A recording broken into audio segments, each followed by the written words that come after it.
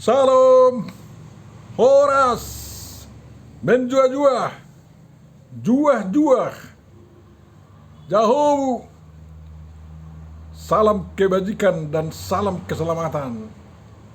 Amin. Selamat bertemu Bapak Ibu, saudara-saudariku yang terkasih di dalam channel Langsung Sitorus ini, yang sekarang kita gunakan untuk memahami, menafsirkan apa yang menjadi epistel untuk minggu kita tanggal 13 April tahun 2025, yang kita sebut juga Minggu Palmarum.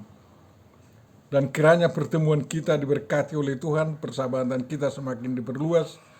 Dan terima kasih bagi yang sudah mensubscribe, dan kiranya juga kawan-kawan yang lain saling mengajak untuk mensubscribe demi kemuliaan Tuhan.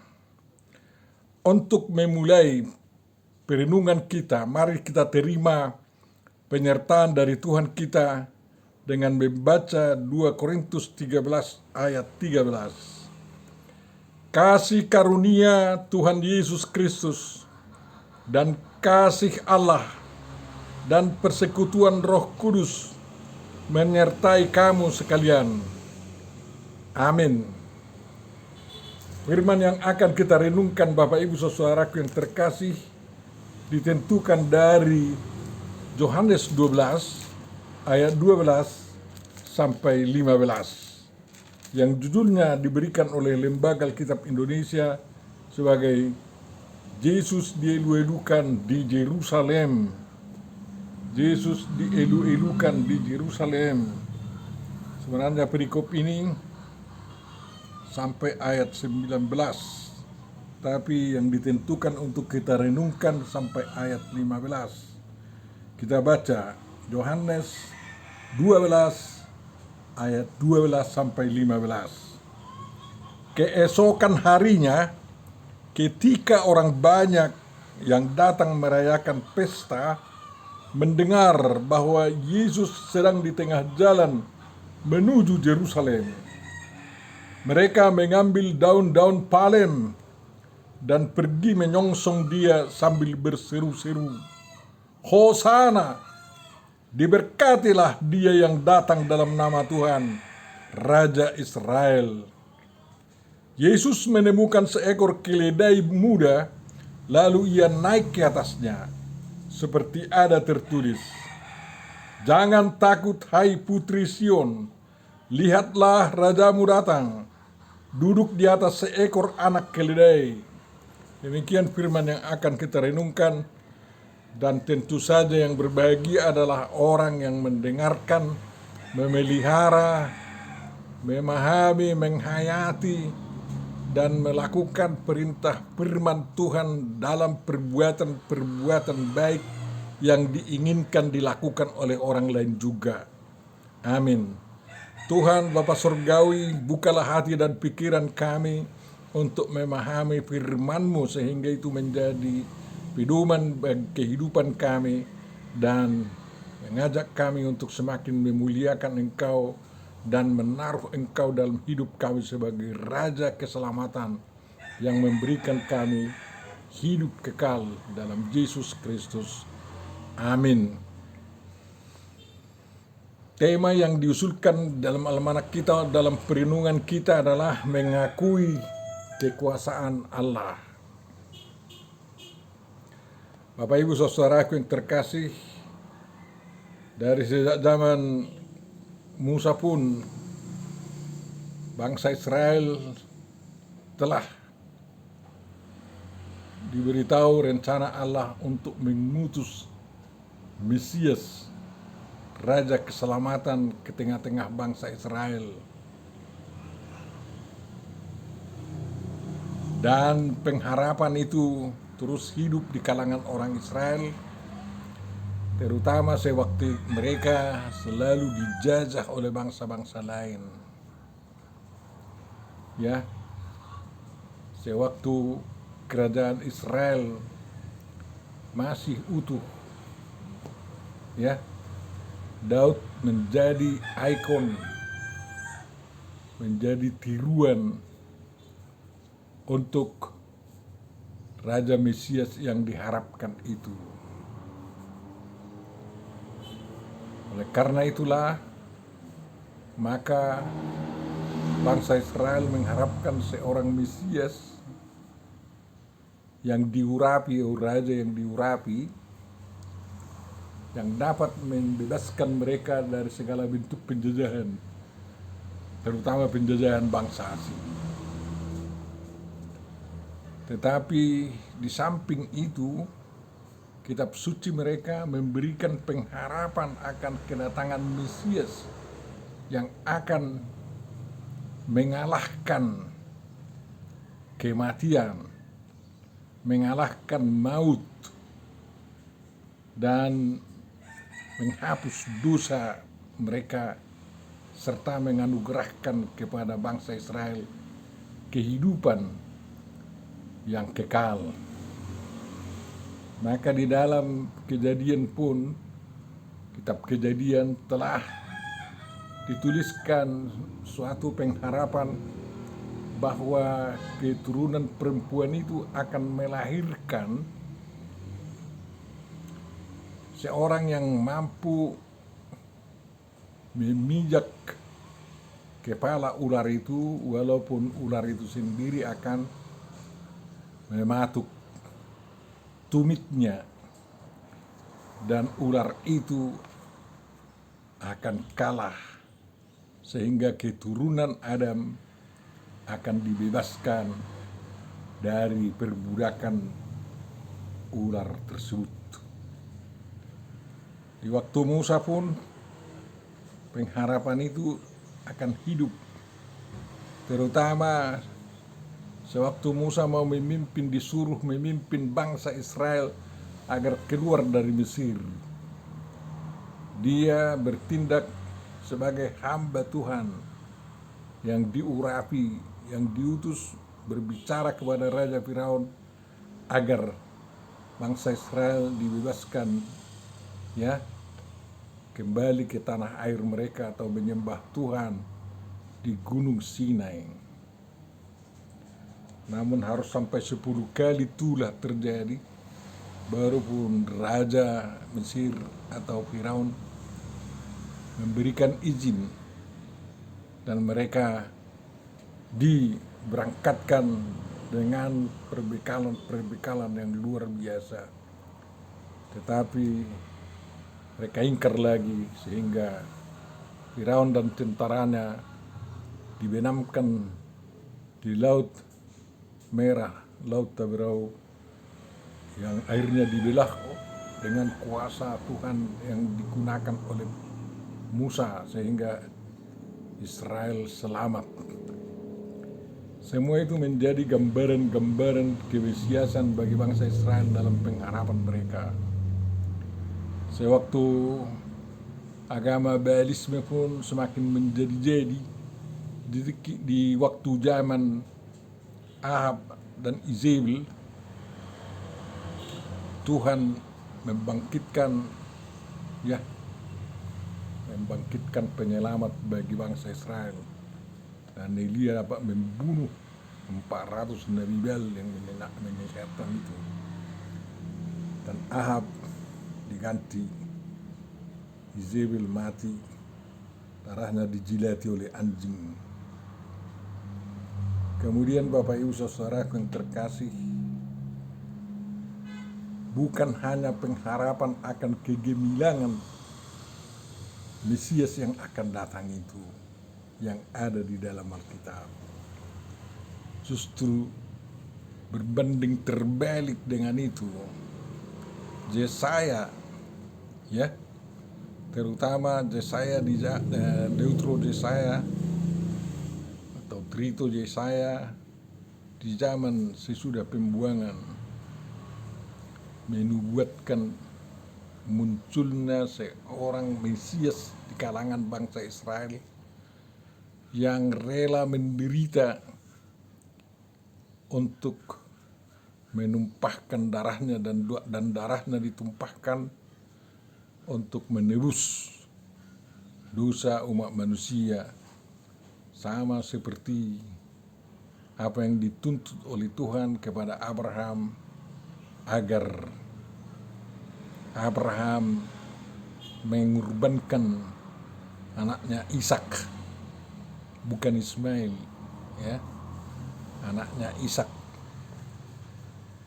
Tetapi Tuhan menunda pengorbanan itu karena anak manusia, anak Abraham tidak mampu untuk menebus dosa umat manusia. Tetapi penggagalan pengorbanan Ishak menjadi meterai agar tidak lagi darah manusia dipersembahkan untuk Tuhan, dikunci, ya. Dan Tuhan sendirilah yang akan bertindak mempersembahkan, mengorbankan orangnya, ya, untuk menebus dosa manusia dan mengalahkan kuasa iblis dan kuasa dosa. Setelah 400 tahun lebih berikutnya lah Tuhan menepati janjinya yang dinubuatkan oleh Yesaya di dalam Yesaya 58 itu. Seorang hamba yang menderita. Dan itulah Tuhan Yesus yang sejak kelahirannya ke bumi sudah menderita. Ya. Bukan hanya menderita karena masuk di lingkungan miskin, tetapi juga menderita oleh karena imbasan dosa umat manusia dan yang selalu menghina firman Tuhan yang menjadi manusia itu karena tidak dikenal. Walaupun berulang kali Tuhan Yesus memperkenalkan dirinya sebagai Mesias, ya, toh juga bangsa Israel sangat sulit percaya karena bangsa Israel membaca latar belakang, ya, di mana lahirnya, dari siapa lahirnya, orang yang kayak mana orang tuanya, dan yang lain-lain. Karena Yesus lahir dibesarkan di Galilea, walaupun dia lahir di Betlehem, mereka tidak mau mempercayainya. Karena mungkin datang yang baik dari Galilea katanya. Itu daerah Goim itu katanya. Mereka tidak tahu bahwa Yesus lahir di Betlehem sebagai keturunan Daud. Dan dia menjadi lebih besar dari Daud, bahkan lebih besar dari Abraham sendiri. Bapak Ibu saudaraku yang terkasih, tetapi penghuni Yerusalem, penghuni Galilea, penghuni Judea yang sedikit memahami apa yang dinubuatkan oleh kitab dalam perjanjian lama itu sudah melihat di dalam Yesus pemenuhan dari janji Tuhan, ya, bahwa Yesus itu adalah Mesias. Tetapi di kalangan mereka memang terbelah menjadi dua pihak. Satu mengharapkan Yesus sebagai Mesias yang rajani, yang mendirikan kerajaan Daud kembali dan bisa berkuasa dan lebih luas kuasanya dari raja nenek moyang mereka Daud. Dan di pihak lain ada yang benar-benar memahami bahwa Yesus akan menderita karena dia sendiri sudah mengatakannya, namun bagi mereka itu tidak masuk akal.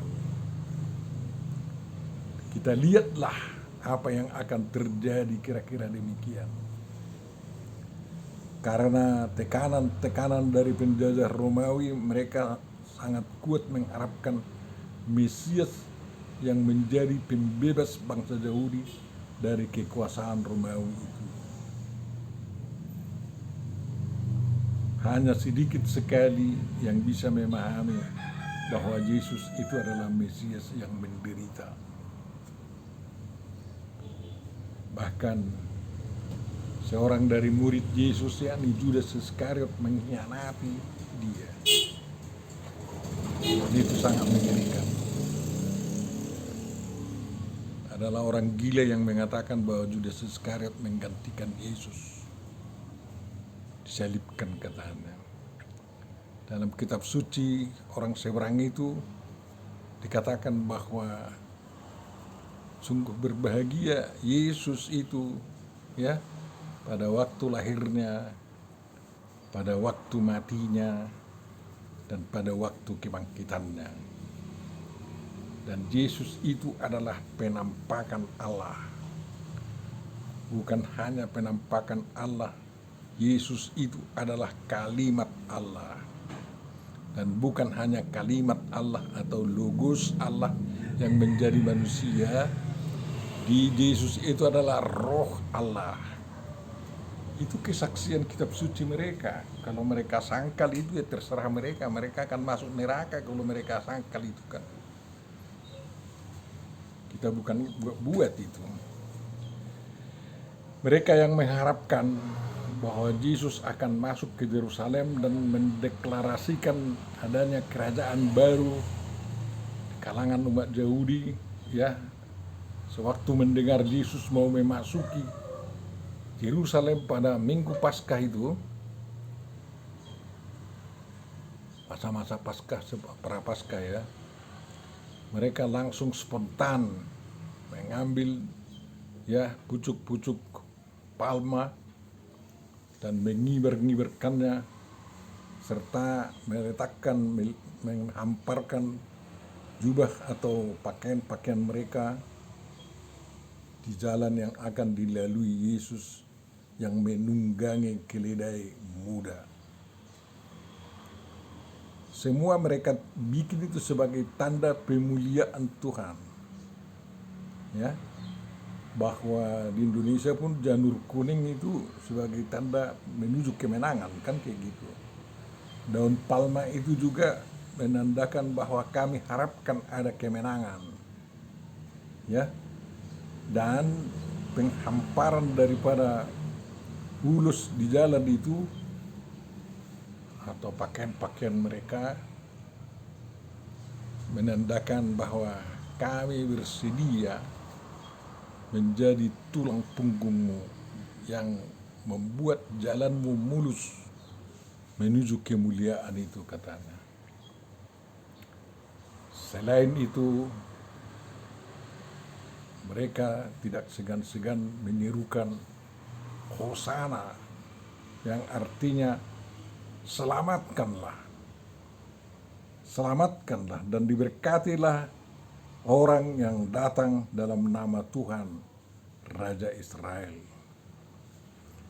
Jadi itu mengejutkan semua penghuni Yerusalem, termasuk para imam, Farisi, Saduki, dan imam besar Yerusalem. Mereka sangat terkejut bahwa Yesus dielu-elukan. Bahkan mereka saling menuduh, lihatlah, seluruh dunia sudah mengikuti dia, katanya. Keterkejutan itulah membuat para imam dan Farisi, Saduki dan lain-lain yang anti Yesus itu bertekad bulat untuk menangkap Yesus. Dan yang mengelu-elukan Yesus masuk di Yerusalem itu memang diantar sampai kepada Bait Suci. Namun Yesus tidak mengatakan apa-apa. Ya. Tidak ada proklamasi, tetapi yang ada adalah pembersihan Bait Suci.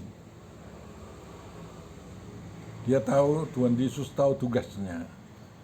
Bukan mau mendeklarasikan, memproklamirkan kerajaan dunia, tetapi menegakkan kerajaan Allah yang telah dideklarasikannya melalui pekerjaan-pekerjaannya selama 3 tahun itu. Ia datang untuk memenuhi janji Tuhan bahwa seorang Mesias yang menderita akan datang di Yerusalem. Setelah selesai Yesus dihidu-hidukan, Yesus dan rombongannya kembali ke Bukit Zaitun untuk berdoa. Tetapi Judas Iskariot semakin gigih mengatur strateginya untuk menggadaikan Yesus ke tangan imam besar dan kaum Farisi pembenci Yesus itu. Mereka bersikeras untuk menyangkal kemampuan Yesus membawa keselamatan dan mulai membungkam orang untuk menyerukan Hosana, selamatkanlah kami.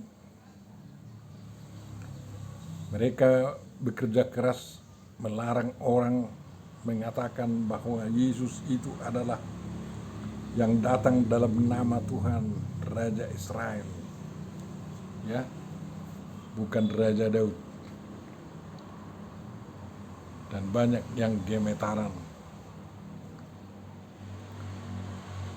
Oleh karena itu, mereka mengatur strategi bagaimana bisa menangkap Yesus secara tersembunyi, bukan di hadapan publik, agar mereka tidak dilawan oleh publik yang pro Yesus.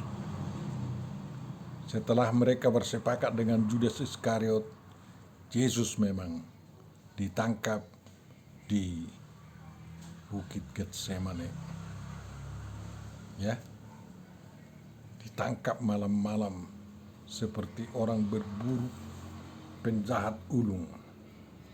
Makanya Yesus bertanya, "Mau apa kalian? Mengapa saya selalu di bait Allah, mengapa kalian tidak menangkap saya di sana?" katanya. Tapi orang Farisi itu sangat licik. Memang orang yang dirasuki iblis itu akan licik untuk menghilangkan nyawa orang-orang benar. Tapi Yesus tidak melawan. Dia melihat dalam peristiwa itu semua adalah pemenuhan tugasnya yang diembankan Tuhan Bapanya kepadanya, sehingga dia hanya memohon, ya, "Jangan ganggu para muridku, biarkan mereka pergi," katanya. "Kalau saya yang harus kalian tangkap, cukuplah saya kalian tangkap," katanya. Yesus akan mengemban tugas itu secara sendiri, tidak dibantu oleh orang lain. Memang ada seorang yang dipaksa tentara Romawi untuk memikul salib Yesus agar sampai di Golgota, karena Yesus secara fisik tidak tahan lagi karena sudah begitu hebatnya disesah 3 hari 3 malam. Bapak Ibu saudara yang terkasih, begitulah kita berseru sekarang kepada Tuhan, "Hosana, selamatkanlah kami." Ya, diberkatilah siapa yang datang dalam nama Tuhan Yesus Kristus, dalam nama Raja Israel, Tuhan yang Maha Kuasa itu. Dari mana kita akan diselamatkan oleh Tuhan Yesus di zaman sekarang? Tentu saja dari semua pergumulan hidup yang kita alami. Tuhan mau menyelamatkan kita dari situ. Oleh karena itu seruan kita, jangan mau melop, jangan semakin lemah, agar bangsa kita diselamatkan dari segala kemelut yang sedang dihadapi sekarang. Agar kehidupan keagamaan kita diselamatkan dari kelesuan yang sekarang. Agar perekonomian kita yang semakin dihimpit oleh negara-negara adik kuasa diselamatkan. Dan para pemimpin negara kita, semua aparatur kita diberi hikmat dalam rangka penyelamatan Indonesia yang direncanakan oleh Tuhan, ya.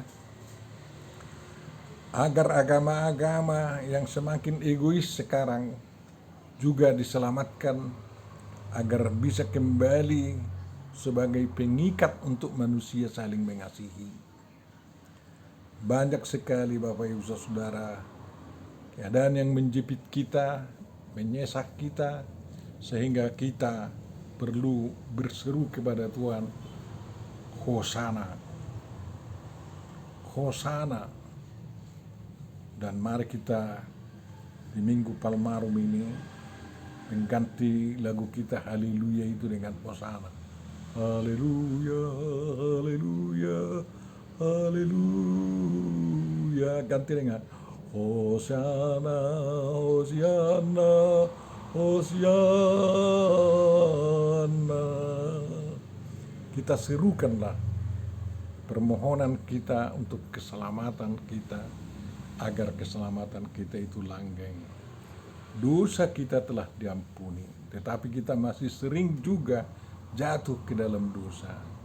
Maka juga kita harus serukan kepada Tuhan, selamatkan kami Tuhan dari dosa-dosa yang kami lakukan, karena tubuh kami ini masih selalu kecanduan dengan perilaku duniawi itu.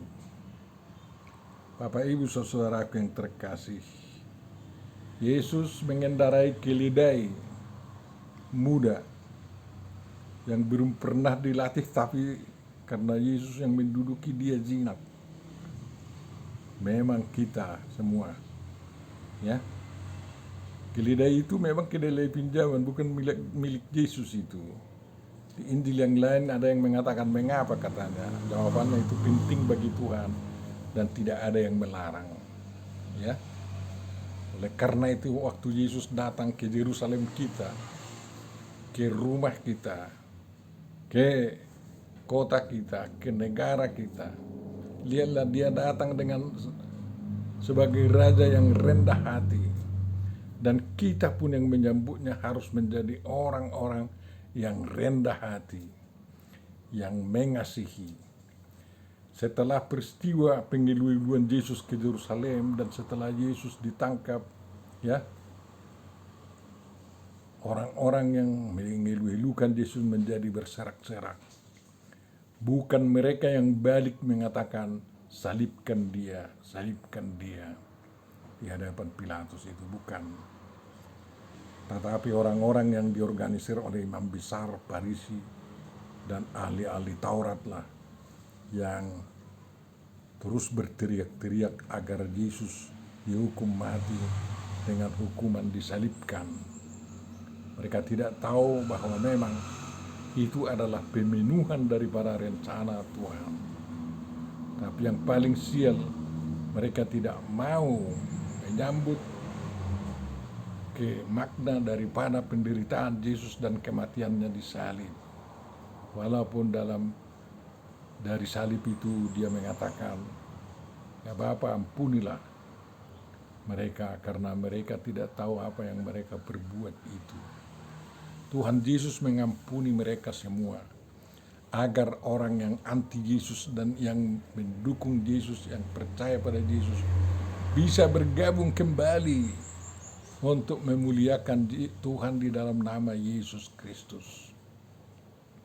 Yakinlah imanmu kepada Tuhan Yesus yang telah menderita, ya, yang datang dengan kerendahan hati memasuki kota Yerusalem, kota Allah itu, akan terus menyertaimu karena dia adalah Immanuel. Dia telah melakukan keselamatan bagimu dan jadilah orang-orang yang selamat di dalam kehidupan ini. Tuhan memberkati kamu, memberkati kita semua. Bapa Surgawi, terima kasih atas renungan yang Tuhan berikan kepada kami, dan kiranya kami semakin dapat memahami firman-Mu untuk dapat kami lakukan dan tunjukkan dalam perbuatan yang baik sesuai dengan kehendak-Mu. Kami serahkan perjalanan hidup bangsa kami ke tangan-Mu, ya Tuhan, sehingga bangsa Indonesia tetap utuh dan dapat meraih cita-citanya menjadi negara yang adil dan makmur dan penuh damai sejahtera dengan masyarakat yang saling mengasihi dalam Yesus Kristus. Dengarkan dan kabulkan doa kami.